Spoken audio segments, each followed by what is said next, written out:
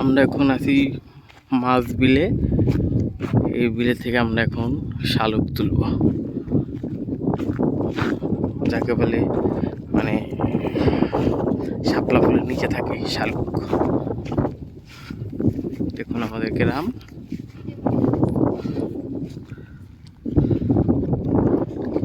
চতুর্দিকে যত দূর যায় খালি মাঠ কে মাঠ।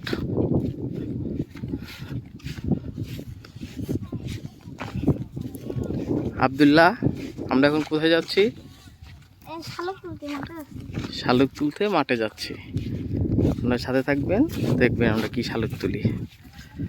ওই সামনে আমার বড় ভাই আছে, আমার মা আছে, আমার খালা আছে, আমার ভাইস্তা আছে, আমি আছি।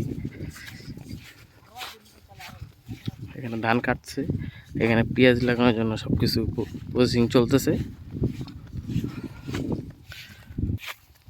দেখুন ধান, এগুলো ধান আর 2-1 দিনের ভিতরে কেটে ফেলবে, আর একটু পাক ধরে গেছে।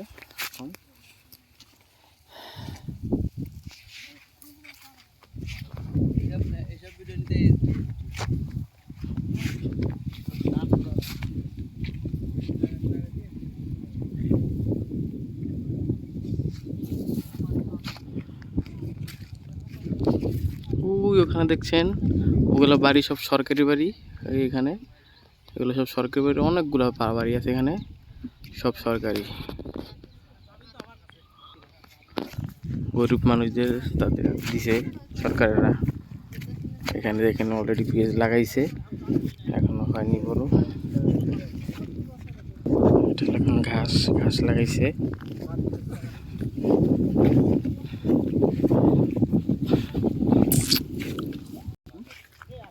এখানে দেখুন, এখানে বোরিং চলতেছে, মানে এখান থেকে পানি অন্য জায়গায় ট্রান্সফার হবে, অন্য অন্য জমিতে ট্রান্সফার হবে। গ্রামে মাছ আছে, এখন গ্রামের মানুষ জানে না। এটা ছোট একটা খাল, ইউটিউবে দেখায় ছোট একটা খাল, পানি শুকিয়ে গেছে, কিন্তু এখানে মাছ আছে, প্রচুর পরিমাণে মাছ। এই সেই গাছ, এটাই এখন বড় বড় মাছ শিকারির জন্য উপযুক্ত। এই দেখুন, যারা যারা রুই কাতলা ধরেন, এটার রস তার সাথে একটু মিক্স করে দিতে হয়।